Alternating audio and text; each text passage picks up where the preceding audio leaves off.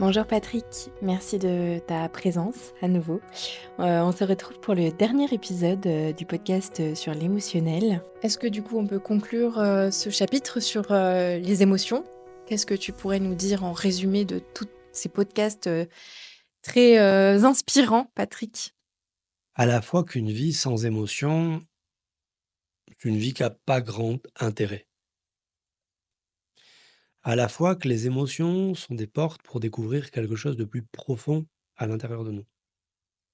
À la fois qu'elles ne devraient jamais nous suffire et qu'on devrait toujours chercher les grâces qui vivent bien au-delà des émotions. À la fois qu'on ne devrait jamais se laisser enfermer, ni guider, ni troubler, ni aveugler par nos émotions.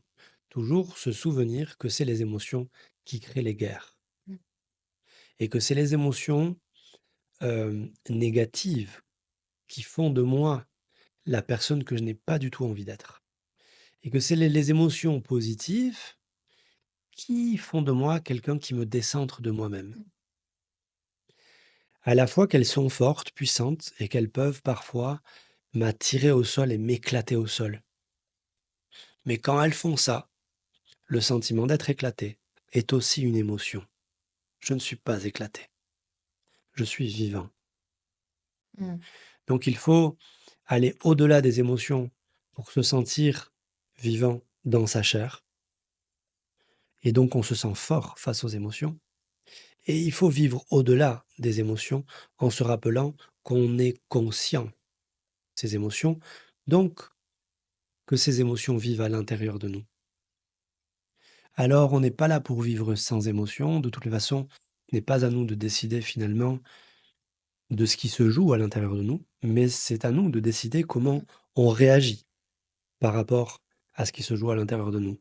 Et si on est le jouet de nos émotions, on cherchera à se raconter qu'on est le jouet de nos parents, de la société, qu'on a des blessures de rejet et d'abandon. Et finalement, on reste dans cette posture de victime qui ne fait que caresser dans le sens du poil notre ego.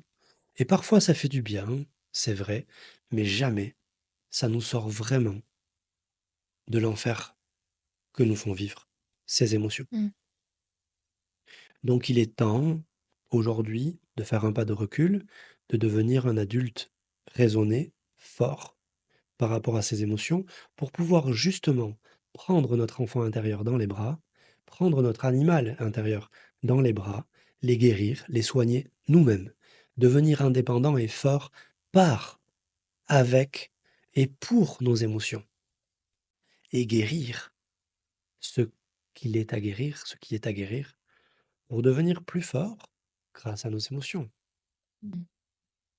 Ça va faire une parfaite transition avec notre prochain thème qui sera l'organisation, la structure et la raison. Mhm. Donc merci.